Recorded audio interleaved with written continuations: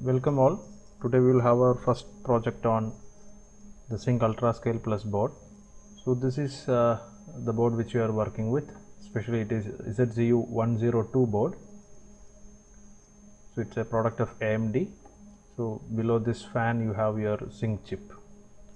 If you look at the architecture of the Zynq chip, I am not going in detail. A very important point to keep in mind is that you have a processing system and a programmable logic within this chip. So it's referred as MPSoC, multi-processor system on chip. Okay, so it is having a processor. So you have a processing system apart from normal FPGAs. So you have a processing system to control your programmable logic. So you have the programmable logic, purely FPGA part over here, where you can have your custom hardware and you can feed data from your processing system, or you can have the control system. All such flexibilities are available with this. And coming to the coding section, in order to program the programmable logic, the language which we will be using will be Verilog and the environment will be Vivado. Okay, and in order to code the processing system, we will use C language and the environment will be Vitis. So it's a product of AMD. So we will be launching Vivado. We'll start with Vivado, then later on we will launch Vitis and code this processing system. So as I mentioned, it is an MPSoC. We'll have a quick look at the board. So what all things you have to connect. Right now I have physically connected my hardware to my PC. So these are the pins you have to look into. Pin number 29 shown over here. This is for the power. So connect the power adapter here, and an additional switch should be there. Now in this position it is off. You have to slide it towards the power adapter direction to turn it on. Okay, so this is the power section. And another two important micro USBs you can see over here. The one at the corner, that is referred as JTAG. You can zoom and look into the board. It is actually mentioned as JTAG. So JTAG is used for programming your board or dumping your machine language file into the board. And here you can see the next one is UART. So we will be using UART also. UART is for communicating the data from your board to the your PC. So sometimes you may have to see the content of some registers. You have to see some contents from this chip, and that can be seen in the serial terminal of your environment. And it's a serial communication, so we are using UART for that particular purpose. And second thing, you can code this board in different ways. Apart from JTAG, you can program through the LAN also. So in order to configure it to the JTAG mode, you have to make use of these switches. Look at this 44. In the board it will be mentioned as switch 6. So you have to configure this switch. Now talking about the configuration of the switch, always focus that on this logo, Zynq Ultra Scale Plus. I have kept it like this. When you are in this position, you have to keep all these 4 switches in low stage. Okay, you have to keep all these switches to low. This is an active low switch, so you have to put it to low. All 4 switches should be in low. This is for setting it to JTAG configuration mode. Now without much introduction, we will directly move on to the first project. So we will start with a project to display just hello world in the serial monitor. So in order to display the hello world, we don't want any PL. We have only the PS part, but still I will start with how to do with the PL, work with the PL part, because in the coming labs we will be using the PL and PS. So I'm just creating a Vivado project. Here you have to select your work directory. So my first project is hello world. So I am creating a subdirectory for this particular project. Selecting the board. My board is ZCU102. Finish.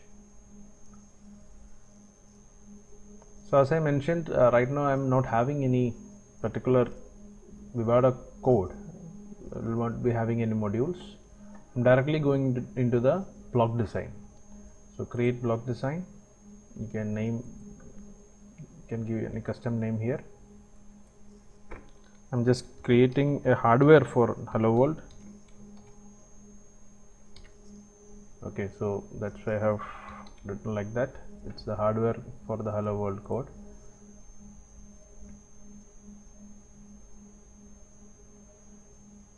So here you can add your IP.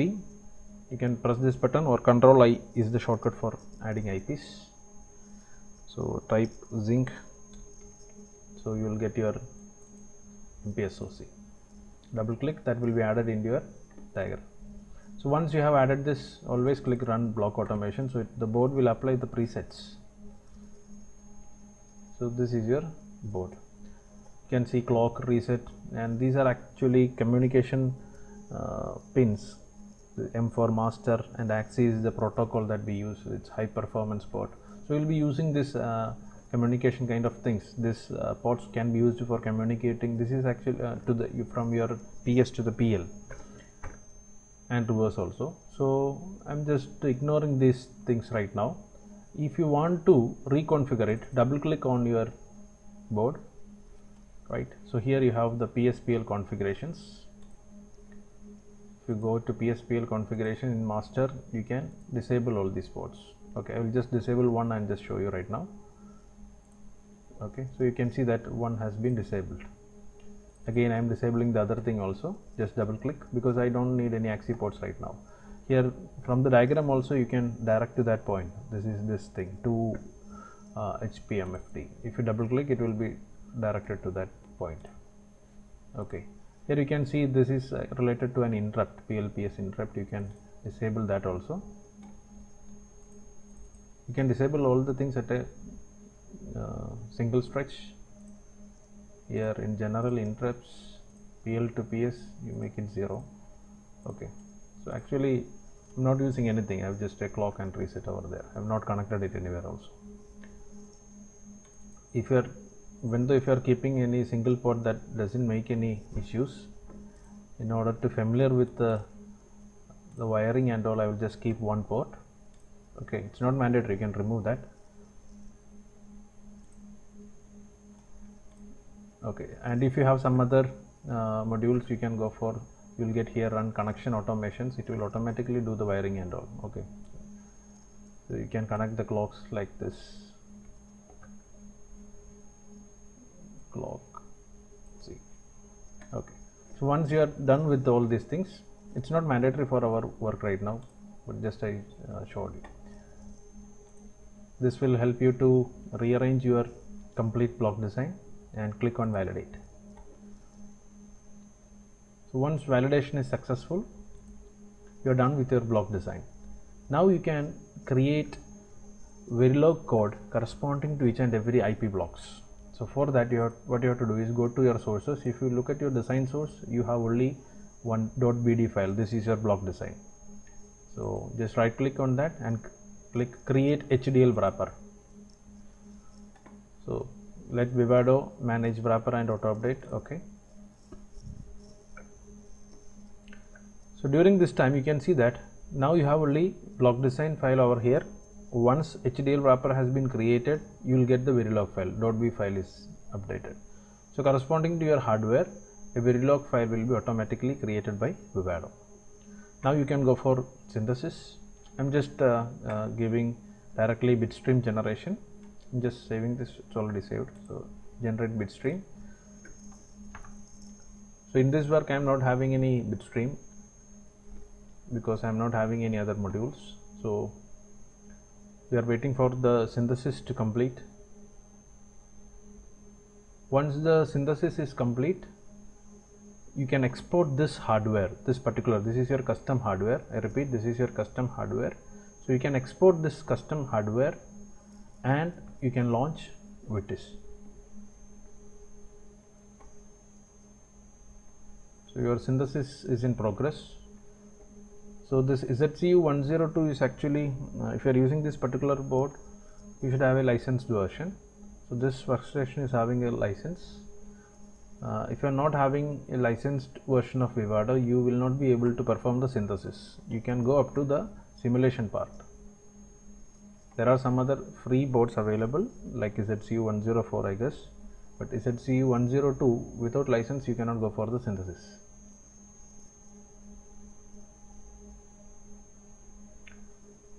Now if you look at your project folder, this was my project folder. You can see that this is our Vivado project and associated files. If you look at the source, you have only the block design. Okay, this is your block design. I'm going to create a new folder here. This is to save my Vitis code.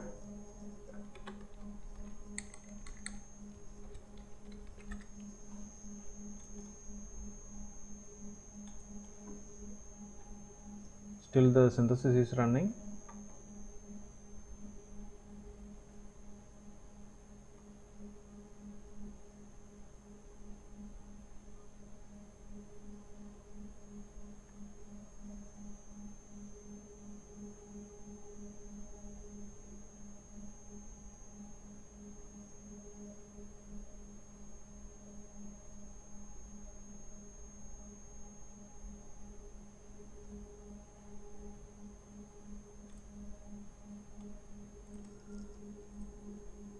So now our synthesis has been completed.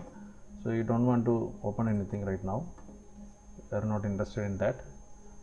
So we are just going to export our hardware. So this is your custom hardware. I'm going to export the custom hardware. Export hardware, click option. Then include bitstream. Here we are not having that, but still in the coming projects we will be having the bitstreams, because the dumping of the code will be done from the Vitis. So you have to export the bitstream file from the Vivado also. So this will be the Helloworld hardware wrapper. This will be the file name of my XSA file. This is the hardware file. So I'm exporting to the same project folder. Next, finish.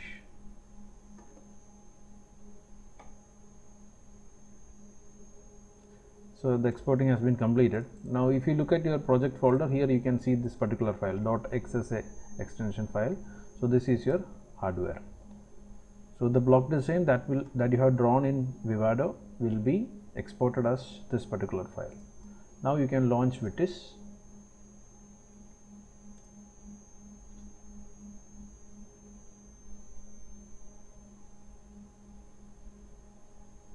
So your PL part coding will be done in Verilog, that is in Vivado, and right now I am switching to the PS section. So I have to use the PS section, so I am launching the Vitis IDE. So you can select the work folder for Vitis. You can use the same folder. So in order to identify the Vitis files, I am just trying to create a separate file, separate folder for that.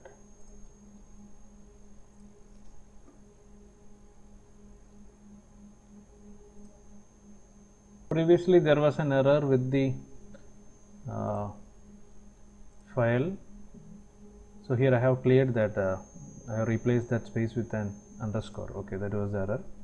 So in the same project folder, in Vitis code folder, I am saving all the Vitis related work.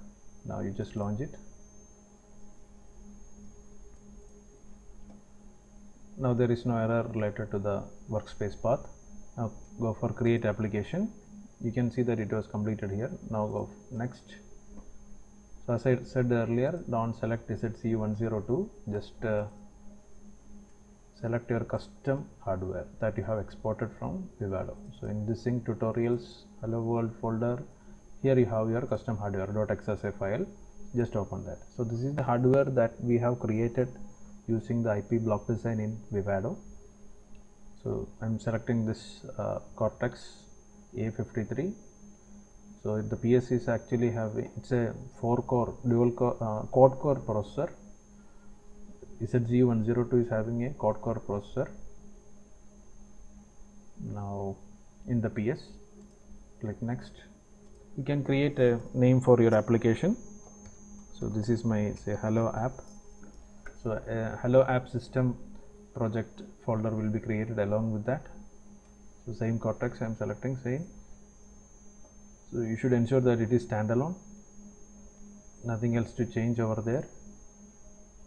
So here you can go with empty application C if you are creating custom code for your PS. Right now I am just displaying the hello world only, so I am selecting from the default C code hello world, then click finish.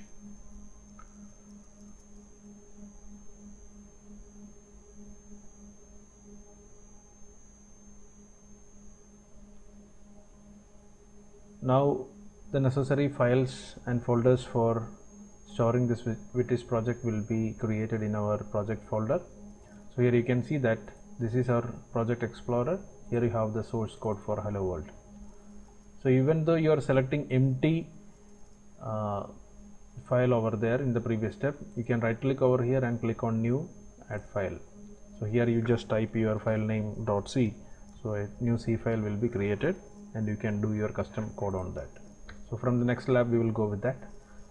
So this is your VTIS environment. So you have your C code here and your hardware wrapper. So nothing to modify here, so just plainly displaying the same thing, hello world. If you want to add something you can type here. Okay, you can edit your code there.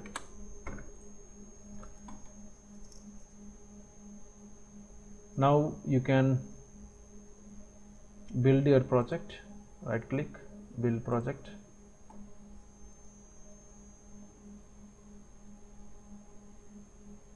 Meanwhile you will have a look at the project folder.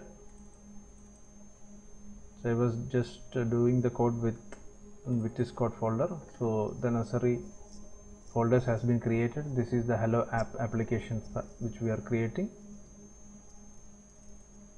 Once the building is complete, you will get a debug file folder in which we will have the ELF file, .elf file, that is the executable and linkable format, and that is actually your machine language code. So you have finished building. What I have built is this particular C code. You have to build this hardware also. Okay, that's already done. Now if you look at your project folder,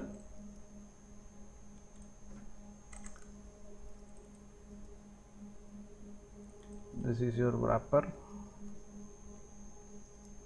this is your application. You can see your source code over here. This is the source code.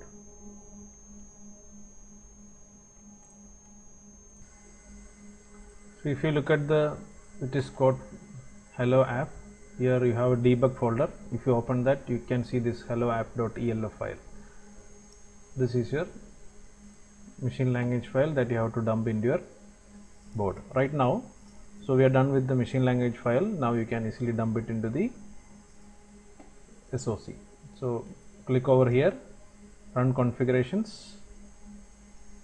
So here you can see single application debug option. Under that, debugger hello app default will be there. Just double click on that.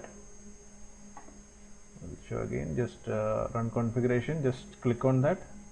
So this will pop up. So here you can, nothing to do with there. You can directly go with run, but just you can look at the application tab.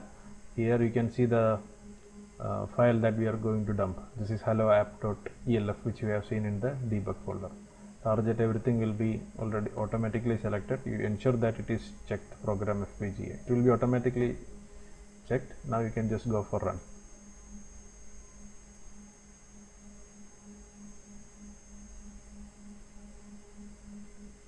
So now programming FPGA is going on.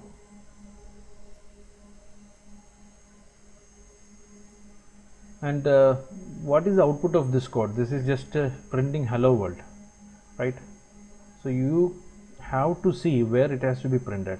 So for that, you can use the serial monitor. So in order to see the serial monitor, go to Windows, click on show view and type here serial. You can see the VTIS serial terminal. and now my UART is connected to COM7 of my PC. You can check it from the device manager. If you go to the device manager, you can recognize to which port it is connected. Click over here. Here you have to select that particular port. Now I have identified mine as COM7 and set the baud rate as 115200. Then click OK. So now it is connected to COM7 at this particular baud rate. Baud rate is the rate at which you are communicating serially with the hardware. Now once again I have to run the configuration. Just click on run. So you might have done this Helloworld code in some other C IDEs also, like Dev or something. So when you run on that environments, the processing will be done using the processor of your PC, not the hardware. Here the processing will be done using the ARM based our particular PS. So you can see the output in the Vitis serial terminal, hello world, and there was one more line, successfully ran hello world application. You can see both of this here. So keep in mind, this has been processed using the PS, processing system of your SoC, not the processor of your PC. I am not using my particular CPU here. This is of the custom hardware ZCU102 board, and only the PS. We have not used the PL. In the coming videos, we will see how to use the PL as well. So that's it. Thank you.